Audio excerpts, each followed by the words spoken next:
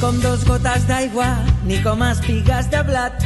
Som com dos pedres dins un riu tan diferents i tan semblants. La vida és una capsa de retoladors de colors, uns tan verds, uns tan vermells, uns grocs, blaus i marrons. I mentre ens quedi tinta, tenim tant per pintar. Va començar arrel d'un eix transversal, aquell moment, el curs 2007-2008, de tot cos, de tot cor, val?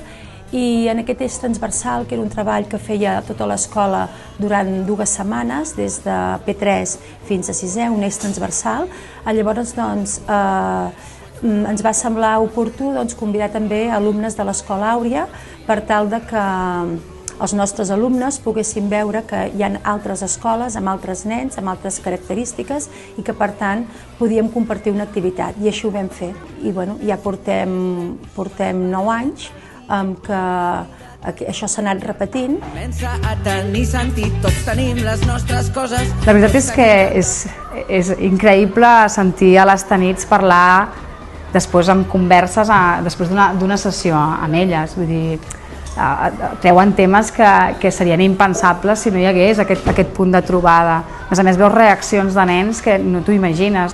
No sé, per mi és un dels projectes més importants de les Tanits, del curs de tercer. Jo sóc qui cau, tu m'ajudes a posar-me en peu, tu ets qui riu, jo et faig riure com un nen, tu ets tan alt, jo tan baixet, jo covard i tu valent, tu ets brillant com raig de llum, i jo sóc com tu. És un creixement personal. O sigui, És que realment és això, no? Que vas veient una evolució. La primera trobada tot era la novetat, els alumnes, com es diran, com seran. Sí.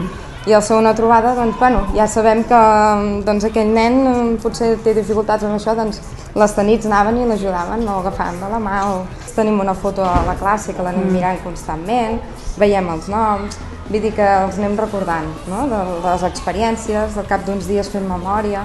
I què vau fer, què vau deixar de fer, com us vau sentir, us va agradar? Avui ja porten unes setmanes pensant en el dia d'avui, i jo vull jugar amb el Marcos, i jo em vaig portar bé amb el Suli, i és impressionant aquest projecte.